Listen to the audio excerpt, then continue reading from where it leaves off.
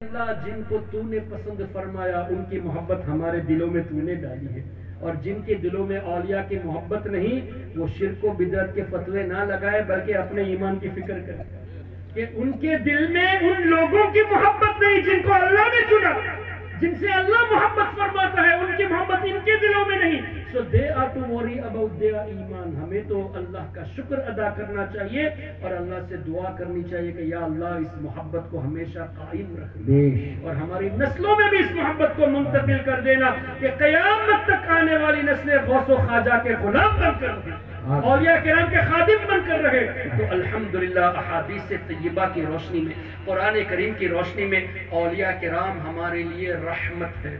پھر ان کی روحوں کا مقام سبحان اللہ حدیث پاک کی روشنی میں غالباً مسند احمد میں یہ روایت ہے، اور بھی کئی بزرگوں نے اس حدیث کو لکھا، اور امام جلال الدین سیوطی نے اپنی ایک کتاب برزخ کے تعلق سے، کون سی کتاب ہے؟ شرح الصدور، شرح الصدور میں بھی اس روایت کو نقل فرمایا۔ روایت کا مفہوم یہ کہ نبی پاک صلی اللہ علیہ وسلم ارشاد فرماتے ہیں جب اللہ کا نیک بندہ دنیا سے جانا جاتا ہے، جب جانے کا وقت ہوتا ہے تو فرشتوں کی ایک بڑی جماعت ان کے سامنے آ جاتی ہے، جیسے مثال کے طور پہ حضرت سید اسرار صفی رحمت اللہ علیہ، ان کا جب دنیا سے جانے کا وقت آیا تو حدیث کی روشنی میں اتنے زیادہ فرشتے آئے کہ حضرت ملک الموت بھی تشریف فرما ہوتے ہیں، اور دوسرے فرشتوں کے ہاتھ میں جنتی کفن ہوتا ہے اور جنت کی خوشبو ہوتی ہے۔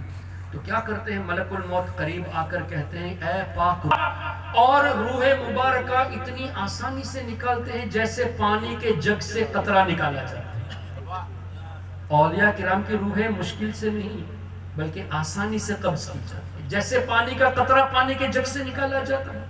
آج لوگ نبی پاک صلی اللہ علیہ وسلم کے روح مبارکہ کے تعلق سے حدیث کو مسکوٹ کر کے یہ کہتے کہ حضور کو تو بہت تکلیف ہو رہی تھی، جبکہ حدیث میں لفظ مغموماً موجود ہے، یعنی ہمارے نبی اس وقت بھی امت کے غم میں رو رہے تھے، امت کے غم کی تکلیف تھی، نہ کہ وہ خود تکلیف میں۔ ارے جس نبی کے غلام کو تکلیف نہیں ہوتی، آقا کے بارے میں تکلیف میں رفت ہے، یہ کون سا انصاف ہے؟ ملک الموت اس طرح کر کے روح قبض کر لیتے ہیں، پھر ان فرشتوں کو دے دیتے ہیں ان کے ہاتھ میں۔ وہ کیا کرتے ہیں؟ روح مبارکہ کو جنتی کفن پہ لپیٹ لیتے ہیں اور جنت کی خوشبو اس میں مل لیتے ہیں، پھر آسمان کی طرف لے جایا جاتا ہے۔ جب پہلے آسمان کی طرف جاتے ہیں تو ایک ندا ہوتی ہے کہ یہ پاک روح کس کی ہے، کس کی یہ مبارک روح ہے؟ تو جواب آتا ہے جس نام سے یہ دنیا میں مشہور ہوتے ہیں فرشتے، وہ نام سے کہتے ہیں ارے یہ تو غوث اعظم کی روح ہے، یہ تو اعلیٰ حضرت امام احمد رضا کی روح ہے، یہ تو مخدوم سمنا کی روح ہے، یہ تو سید اسرار صفی رحمت اللہ علیہ کی روح مبارکہ ہے۔ اس طرح جس نام سے مشہور ہوتے ہیں اس نام سے یاد کیا جاتا ہے۔ پہلے آسمان پہ جب پہنچتے ہیں تو پہلے آسمان میں جو مقربین فرشتے ہوتے ہیں وہ دوسرے آسمان تک اس روح کو اکمپنی کرتے ہیں، ساتھ جاتے ہیں۔ دوسرے آسمان پہ پہنچتے ہیں تو وہاں کے جو مقربین فرشتے ہوتے ہیں وہ تیسرے آسمان تک جاتے ہیں۔ اسی طرح اللہ تعالیٰ کی بارگاہ میں روح مبارکہ کو پہنچایا جاتا ہے، پھر رب کا حکم ہوتا ہے کہ اس کو واپس لے جایا جائے، اور جہاں سے اس کی مٹی تیار کی گئی تھی۔ معاملہ کیا ہے حدیث کی روشنی میں؟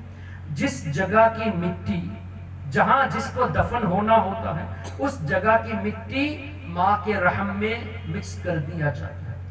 جب ایک ماں حاملہ ہوتی ہے تو بچہ جب حمل یعنی بچے کا حمل جب قرار پاتا ہے، ایک ماں حاملہ ہوتی ہے تو فرشتے اس جگہ کی مٹی کو لاتے ہیں جہاں اس کو دفن ہونا ہوتا ہے اور وہ مٹی مکس کر دیتے ہیں، وہیں پر اس کی تدفین ہوتی ہے۔ تو کیا پتا چلا ہماری اگر تدفین اس علاقے میں ہوئی ہے تو اس مٹی کو فرشتوں نے اسی وقت جب ماں حمل قرار پائی تھی اس وقت یہاں کی مٹی کو مکس کر دیا۔ ہم سب دعا کریں کہ کاش ہم سب کی مٹی جنت البقیع ہو، کہ اللہ تعالیٰ سب کو جنت البقیع میں تدفین نصیب فرمائے۔ اس میں ایک اور بات یہ بھی پتہ چلا، نبی پاک صلی اللہ علیہ وسلم کے بازو میں کون آرام فرما رہے ہیں؟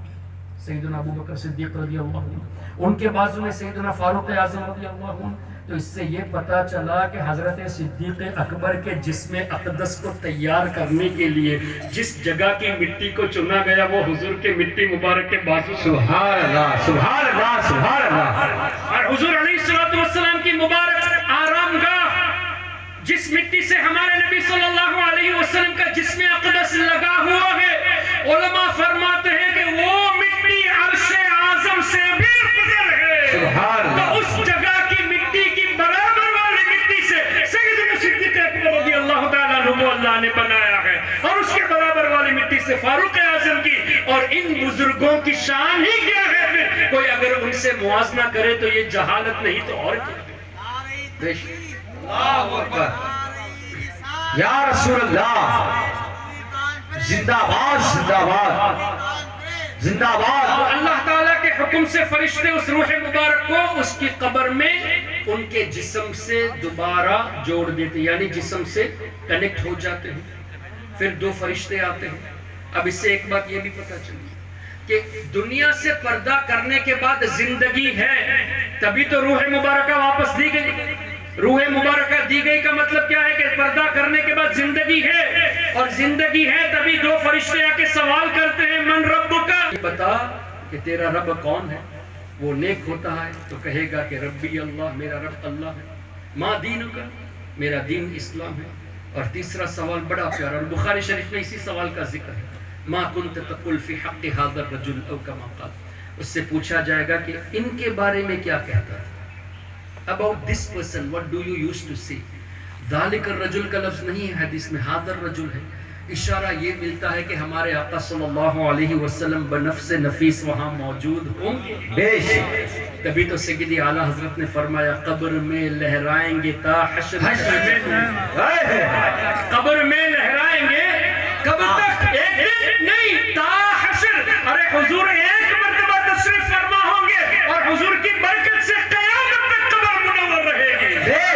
قبر میں لہرائیں گے تا حشر، چشمے نور، ارے خالی نور نہیں، چشمے نور کے چشمے لہرائیں گے کب تک؟ ایک مہینہ، ایک سال، 100 سال نہیں، حشر تک قبر میں لہرائیں گے تا حشر، چشمے نور کے جلوہ فرما ہوگی جب طلعت رسول اللہ کی۔ سبحان اللہ۔ تبھی تو مولانا جمیل الرحمن قادری نے اس طرح دعا کی کہ یا رسول اللہ کاش ایسا ہو جب فرشتے قبر میں چہرہ دکھائے آپ کا، جب فرشتے قبر میں چہرہ دکھائے آپ کا، ہو زباں پر پیارے آقا الصلاۃ والسلام۔ سبحان اللہ۔ تو ہمارے آقا صلی اللہ علیہ وسلم موجود ہوں گے۔ اچھا، یہ حدیث میں جب فرما دیا ھذا الرجل، تو نبی پاک صلی اللہ علیہ وسلم جب ظاہری زندگی میں تھے، جب دنیاوی زندگی میں تھے، تو اس وقت بھی تو صحابہ کرام دنیا سے پردہ کیے تھے۔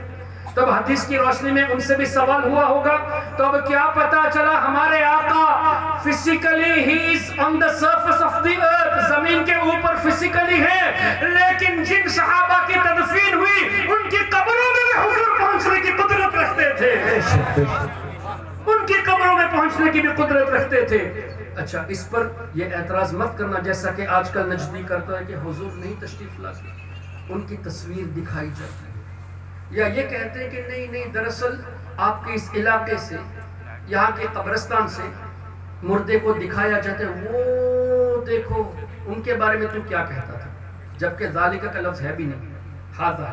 چلو آرگیومنٹ سے کے لیے مان لیتے ہیں تمہارا یہ کہنا کہ یہاں کا عام مسلمان اس قبرستان سے، الہ آباد سے مدینہ دیکھ سکتا ہے، وہ ان کے بارے میں کیا کہتا ہے؟ بے وقوفو، تم یہ مانتے ہو کہ عام مسلمان یہاں سے مدینہ دیکھ سکے، وہ بھی موت کے بعد حضور کا آنا تم نہیں مانتے؟ یہ کہاں کا انسان ہے؟ ایک تو یہ کہتے ہو کہ مردہ سن نہیں سکتا، دیکھ نہیں سکتا، لیکن حضور کی گستاخی کے لیے عام مردے کا دیکھنا بھی ثابت کرتے ہو، وہ بھی کتنے دور، 4000 میل کی مسافت دیکھنا ثابت کرتے ہو، الہ آباد سے مدینہ دیکھنا موت کے بعد ثابت کرتے ہو۔ ارے اتنا بغض کیوں نبی سے ہے؟ حضور سے اتنا بغض کہ حضور نہیں سنتے، یہ کہنے کے لیے ایک عام مسلمان کی نظر کو مانتے ہو کہ الہ آباد سے وہ مدینہ دیکھ سکتا ہے، لیکن مدینہ والے آقا اپنی قبر میں اگرچہ آرام فرما رہے ہیں، وہ اللہ کی دی ہوئی طاقت سے حاضر ہو سکتے، اس بات کو ماننے سے انکار کرتے ہو۔ یہ ہے محبت تمہاری؟ اچھا، یہی اگر بات ہے تو علماء موجود ہیں، فرشتے کتنے سوال کرنے آئیں گے قبر میں؟ نہیں، کتنے فرشتے ہوں گے؟ 2، حضرت منکر اور حضرت نکیر علیہ السلام۔ آپ ریسرچ کر لیں، 1 سیکنڈ میں 1 موت واقع ہوتی ہے اور 2 بچے پیدا ہوتے ہیں، کم و بیش ہو سکتے ہیں ہم سمجھنے کے لیے۔ 1 سیکنڈ میں 1 آدمی کی موت ہوتی ہے، تو 1 منٹ میں 60 موت ہوئی، تو کیا یہ 60 موت اس علاقے میں ہی ہوتی ہے 1 منٹ؟ کسی کی یہاں ہوئی تو کسی کی لکھنؤ میں ہوئی، کسی کی بنارس میں ہوئی، کسی کی سری لنکا میں ہوئی، کسی کی جاپان میں ہوئی، الگ الگ شہروں میں ہوتی ہے۔ تو الگ الگ شہروں سے روح قبض کرنے کی قدرت اللہ نے ملک الموت کو دی ہے کہ نہیں؟ اور یہ مت کہنا کہ ملک الموت پہنچ نہیں سکتا۔ کیوں؟ قرآن قل یتوفاکم ملک الموت، اللہ نے فرمایا کہ ہم نے ملک الموت کو مقرر کیا ہے روح قبض کرنے کے لیے۔ تو اگر 1 منٹ میں 60 تو 1 گھنٹے میں 7,200 کی روح ایک ہی گھنٹے میں قبض کرنے کی قدرت ایک ملک الموت کو اللہ نے عطا فرمائی۔ تو حاضر ناظر ہوئے کہ نہیں؟ پھر 1 گھنٹے میں 7,200 قبریں، اور ان 7,200 قبروں میں 2 فرشتے پہنچ جاتے ہیں۔ جاپان بھی پہنچ گئے، امریکہ بھی پہنچ گئے، ساؤتھ افریقہ بھی پہنچ گئے، آسٹریلیا بھی پہنچ گئے، انڈیا بھی پہنچ گئے، بنگلہ دیش بھی پہنچ گئے، ہر جگہ یہ 2 فرشتے پہنچ گئے۔ ایک ہی وقت میں 2 فرشتے قدرت رکھتے ہیں اللہ کی عطا سے کہ الگ الگ قبروں میں پہنچ جائے۔ صرف اتنا ہی نہیں، علماء موجود ہے، اگر کسی کو مچھلی نے کھا لیا تو فرشتے وہاں بھی پہنچ جائیں گے، کسی کو شیر نے کھا لیا تو وہاں بھی سوال کے لیے پہنچ جائیں گے، کوئی آگ میں جل گیا تو وہاں بھی اس کی روح سے سوال ہوگا۔ تو یہ فرشتے ایک تو جانتے ہیں کہ کس کی تدفین کہاں پر ہوئی اور کون مچھلی کے پیٹ میں مرا، اور یہ ملک الموت بھی جانتے ہیں کہ کس کی روح کس وقت اور کس جگہ سے قبض کرنی ہے۔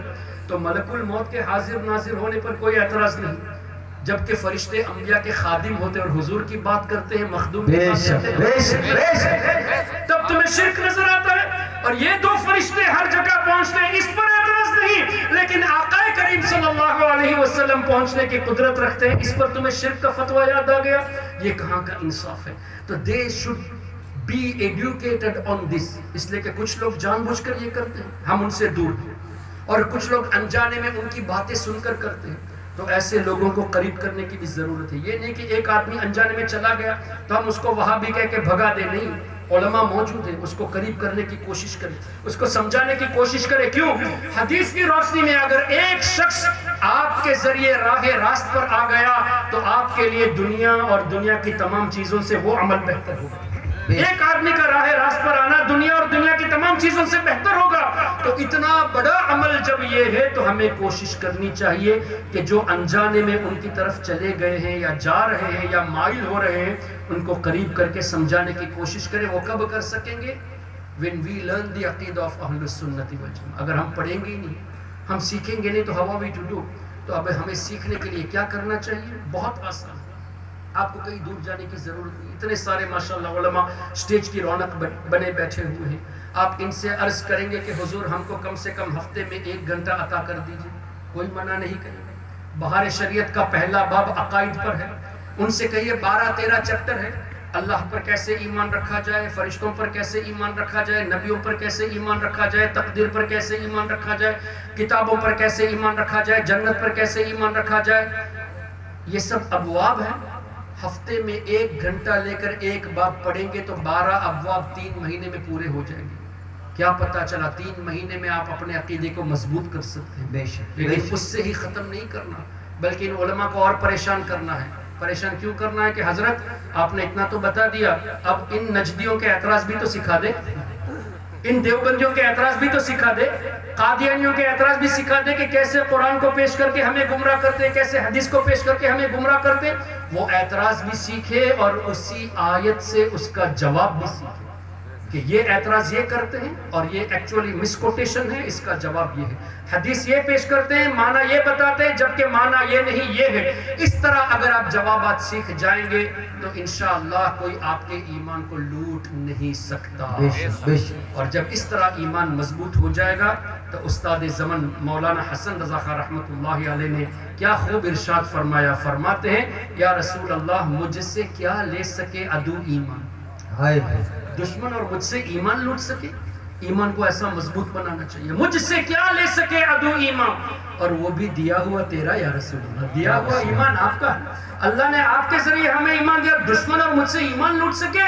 اور اس کو اعلیٰ حضرت نے اس طرح فرمایا یا رسول اللہ تو نے اسلام دیا، تو نے جماعت میں دیا، اسلام تو اللہ نے آپ کے ذریعے ہمیں عطا فرمایا۔